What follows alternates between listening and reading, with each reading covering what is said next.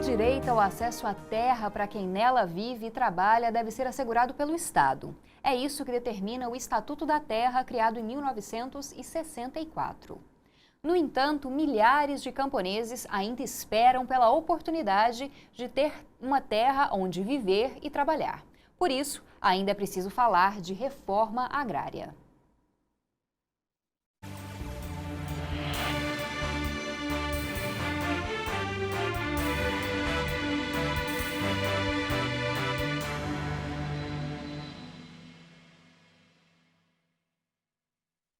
Olá, o Conexões de hoje, transmitido pela TV UFG e também pela Rádio Universitária nos 870 AM e também no www.radio.ufg.br, trata da luta pela terra no Brasil. E para falar mais sobre isso, temos aqui no estúdio conosco o sindicalista e militante dos direitos humanos e da reforma agrária, Mauro Rubem. Olá, Mauro, muito obrigada pela presença. Obrigado pela participação, por estar aqui na TV da UFG. Para mim é um prazer muito grande essa televisão que lutamos tanto para colocá-la no ar. E também contamos com o integrante da Coordenação Nacional do MST e da Via Campesina, o José Valdir Misnerovitz. Olá, José, muito obrigada pela presença. Olá, Camila e todos os telespectadores. Mauro, essa presença aqui também nos ajuda, nos enriquece nesse debate. Importante o tema. É um tema que continua na sua atualidade e é importante que a gente possa debater também nesse espaço como um espaço importante de dialogar com a sociedade. Bom, para começar esse nosso debate, gostaria de saber a opinião de vocês a respeito desse certo preconceito que a sociedade tem em relação ao tema da reforma agrária e também porque no Brasil essas discussões demoraram a acontecer, começaram aí depois dos anos 50, enquanto outros países, como até os Estados Unidos, já tinham feito medidas de reforma agrária anteriormente. Quando isso já era discutido em outros países, no Brasil esse debate demorou e ainda hoje enfrenta uma certa resistência da sociedade. Por que isso acontece? Valdir, eu gostaria que você começasse, já que você está aí nesse trabalho há tanto tempo. É preciso discutir a partir da compreensão da nossa formação brasileira. Cada sociedade tem as suas particularidades no processo de formação. E o Brasil é uma sociedade que se constituiu a partir das bases do latifúndio, da concentração da terra. Foram 500 anos que se constituiu uma forma de explorar e de concentrar a terra. E isso traz essa carga histórica, cultural, muito presente no dia de hoje. Então, discutir a temática da terra, da reforma agrária em nossa sociedade, ele torna-se um tema bastante polêmico, diferente, de fato, que outras sociedades que já experimentaram tipos de reforma agrária. A humanidade já experimentou um conjunto de tipologias de reforma agrária diferentes. Inclusive os Estados Unidos, como você citou, mas a Europa, a Ásia, na América Latina, nós tivemos várias experiências. E o Brasil é uma das poucas sociedades do mundo que ainda não experimentou nenhum tipo de reforma agrária. Por isso que esse tema é polêmico e ele continua atual, porque enquanto não resolvermos, ele continuará exposto, queira ou não queira, Mas a realidade existe uma questão agrária em aberto, existe uma necessidade de uma reforma agrária e é necessário que se discuta nesse momento qual de fato que seria o tipo de reforma agrária mais apropriada para as características e para a realidade brasileira atual. E a quem interessa? Então a grande pergunta é, a quem interessa a reforma agrária contemporânea? Então é a partir dessa questão que nós talvez pudéssemos iniciar a dialogar sobre isso, inclusive aqui nessa oportunidade. Acho que é interessante também, Camila, a gente destacar o seguinte: o Brasil é muito contraditório. Quando nós temos aí, quando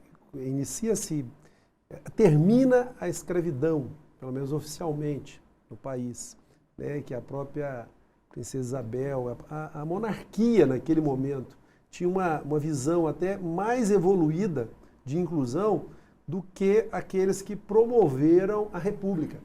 Então, quando nós temos a instalação da República no Brasil, ela é um retrocesso ao que já vinha acumulado da monarquia. A monarquia já instalava bibliotecas, já pensava em distribuição de terra, já tinha outras concepções de direito. Veja bem como é que é complicado. Nós temos um retrocesso, né, até da evolução, vamos dizer assim, se você imaginar outras nações que foram um período mais longo, até que ainda hoje são monarquias. Então nós temos então uma aliança, né, desse atraso que nós mantemos até hoje, né? E a questão da reforma agrária surge formalmente na década de 50, mas as lutas por terra no Brasil, elas vêm, né, dos índios contra os ocupantes portugueses desde o descobrimento.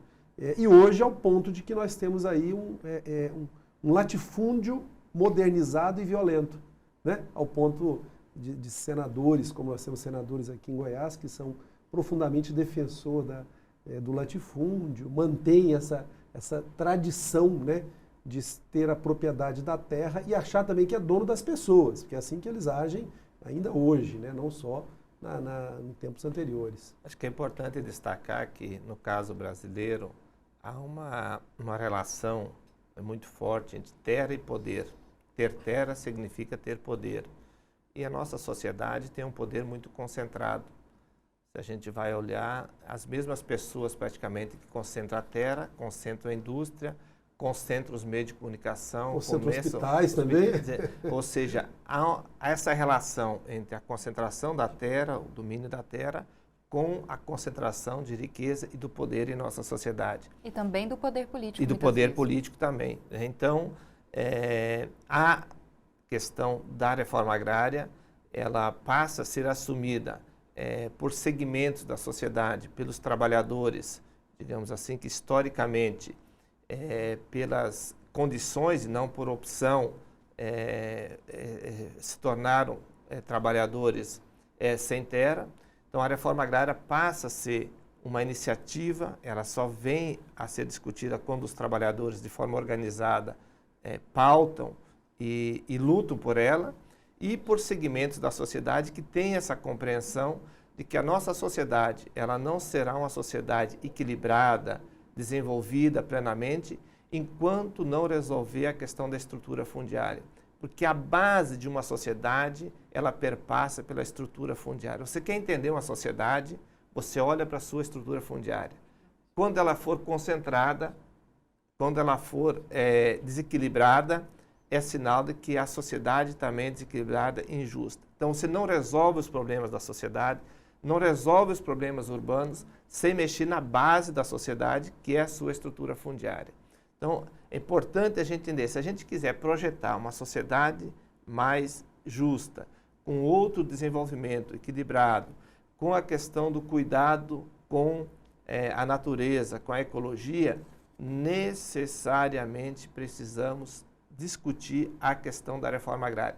Só que a grande questão hoje que nós estamos colocando é que tipo de reforma agrária que ela é viável para esta fase que nós estamos vivendo. Então, nós entendemos no movimento, estamos acumulando um debate de que a reforma agrária clássica, aquela que foi feita na Europa, que foi feita em outros períodos, ela não cabe mais nesse contexto. Vou ter que te interromper um pouquinho, Valdir. Gostaria que você continuasse essa explicação sobre a reforma agrária que nós podemos fazer atualmente no próximo bloco. Então, a gente volta dentro de instantes.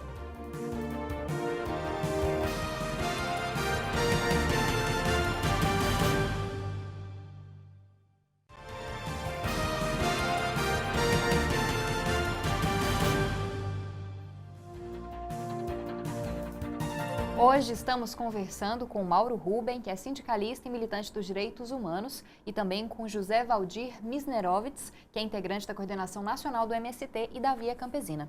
Valdir, no bloco passado você começou a falar de qual tipo de reforma agrária seria possível e necessária na atual conjuntura do Brasil. Qual seria esse tipo de reforma agrária?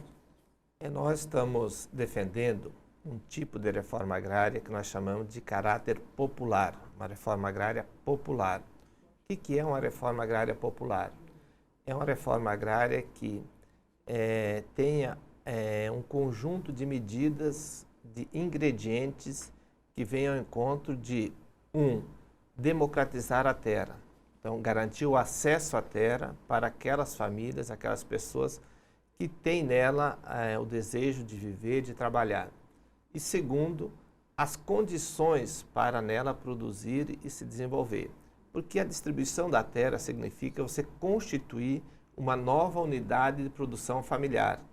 Quando uma família tem o acesso à terra, ele precisa das condições para produzir, para desenvolver, precisa da pesquisa, precisa de assistência técnica, precisa do crédito, precisa de uma política agrícola que garanta preço para os produtos, que garanta a comercialização, enfim, ela precisa garantir um conjunto de medidas, mas fundamentalmente na nossa proposta de reforma agrária popular, ela tem um ingrediente fundamental que é a questão da produção de alimentos saudáveis. Nós entendemos que não basta distribuir terra e os agricultores lá instalados continuar reproduzindo o modelo com base numa matriz que está já decretada como falida, inviável e esgotada, porque destrói a natureza, contamina o solo, contamina os alimentos, contamina as pessoas. Então nós precisamos de uma reforma agrária que distribua as terras e crie as condições para as pessoas produzirem alimento e que esse alimento possa ser, então, ter uma condição de chegar à mesa de todas as pessoas. Por isso que a reforma agrária popular, nós dizemos, é uma reforma agrária do povo, com o povo e para o povo.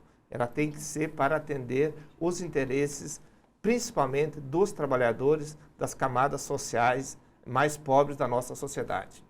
Mauro, uma reforma agrária na atual sociedade que nós vivemos atenderia muito à questão dos direitos humanos também, principalmente dos povos, até mesmo quilombolas, indígenas, que não têm reconhecido seus territórios também. Como que a reforma agrária poderia também auxiliar nesse reconhecimento dos direitos humanos? Olha, é fundamental porque são vários direitos humanos que são violados pela manutenção do latifúndio. O latifúndio no Brasil, ele já tradicionalmente ele já destrói a cultura, né, e você com isso, seja os quilombolas, os indígenas, as populações que vivem da exploração, né, do manejo das florestas, seja as pequenas cidades, povoados. Hoje, por exemplo, nós temos quase que povoados cercados de cana, né, que é uma transmutação do latifúndio, que aí você tem o latifúndio na sua forma tradicional e tem ele também no modelo de uso da cana. Então essas violações de direitos humanos, elas são graves e grandes, né? Ao ponto também, como nós estamos acompanhando casos agora, quando você também tem as violações extremadas, que são, né, as violações físicas mesmo e as mortes, né, o uso de força, os novos cães do mato, vamos chamar assim, que o latifúndio atualmente utiliza. Então, é muito importante entender que a reforma agrária, ela aproxima novamente homens e mulheres da terra, né, e faz com que o alimento, que agora fica uma coisa complexa por conta do que o latifúndio determina, ele passa a ser uma coisa simples. Por isso que a reforma agrária tem que acontecer em todos os municípios, para nós garantirmos aí essa produção que o Valdir fala de alimento saudável, ele tem que ser saudável, acessível e próximo, né? Nós, como não sonhar, você tem alimento perto de casa, que de manhã é colhido, na hora do almoço você consome esse alimento, colheu ontem à noite. Então, é essa rede, né? E não tem alternativa. Eu sou especialista em saúde pública, lido nessa área há muito tempo, tem uma vinculação direta do que acontece com a terra e com os alimentos, com a saúde das pessoas, né? E nós estamos vendo aí os indicadores na área de saúde preocupantes. Nós estamos com problemas de malformação congênita aumentando em escaladas assustadoras, né? Doenças graves como câncer e tantas outras estão aumentando. Então tudo isso tem a ver com o que nós fazemos com a terra, né? E o que a gente tira dela? Nós tiramos veneno ou nós tiramos alimento saudável? Para ajudar nessa reflexão, é importante destacar aquilo que muita gente já vem denunciando, tem estudado essa temática e tem demonstrado que em 70 anos de um modelo de agricultura baseado no veneno, no químico e na máquina pesada, com base na estrutura fundiária do latifúndio, foi responsável pela destruição do cerrado brasileiro.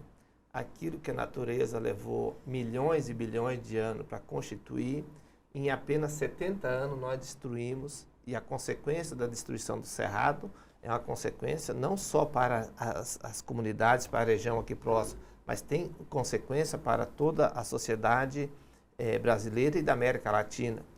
O Brasil passou agora, já faz 5 anos que o Brasil é campeão, está no ranking mundial de primeiro lugar no uso de agrotóxicos. Nós passamos ano passado, que era 5,2 litros em média por pessoa, para esse ano, do ano passado para esse, para 7,4. Ou seja, é um modelo que não tem viabilidade. Ele apenas beneficia algumas empresas, algumas corporações e algumas famílias detentoras da terra. Esse é um modelo que leva à destruição da sociedade. Então, pensar a reforma agrária é pensar numa outra perspectiva, de um campo com gente, com pessoas, com vida, com produção de alimentos saudáveis, e aí sim nós estamos ajudando a reequilibrar a sociedade. A solução hoje dos problemas da cidade passa pela solução dos problemas no campo. Enquanto isso não for resolvido, não adianta nós querer atacar as consequências sem atacar as causas dos reais problemas que nós temos hoje na sociedade. E necessariamente a reforma agrária é um desses caminhos. A gente vai para mais um intervalo e você continua acompanhando Conexões de hoje, que está debatendo a reforma agrária.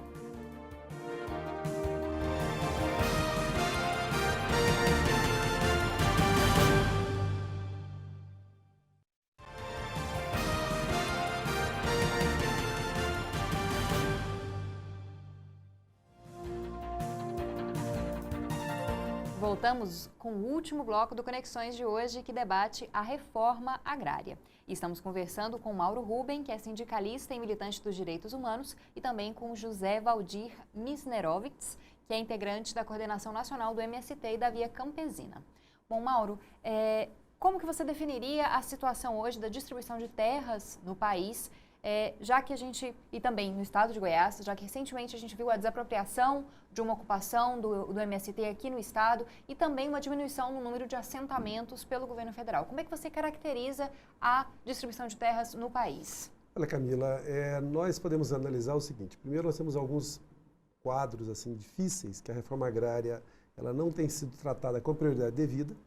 Um elemento central disso é o enfraquecimento do Instituto de Reforma Agrária, que é o INCRA, né, vinculado ao Ministério do Desenvolvimento Agrário. Então, ele é um órgão que está precisando de concurso público, de renovar os seus mecanismos, intensificar sua capacidade de gestão, integrar o governo também na reforma agrária. É muito comum, nós sabemos que um órgão mesmo, o próprio governo federal, entre os ministérios, você tem ministérios que combatem a reforma agrária, então isso é grave, é fato.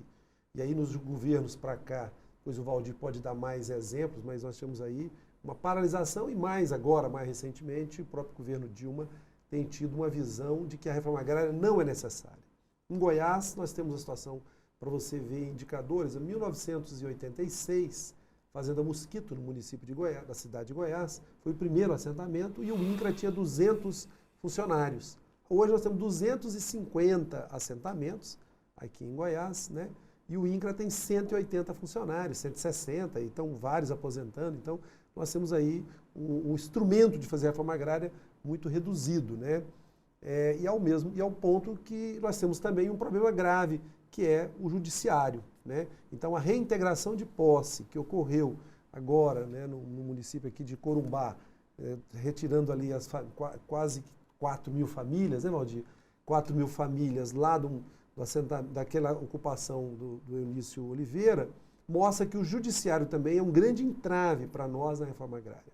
Porque tem casos agora de 15, 20 anos já no assentamento, o judiciário fazendo uma nova reintegração de posse, vamos chamar assim, desconstituindo a reforma agrária. Então eu diria que esse é o quadro que nós temos hoje aqui em Goiás e no Brasil.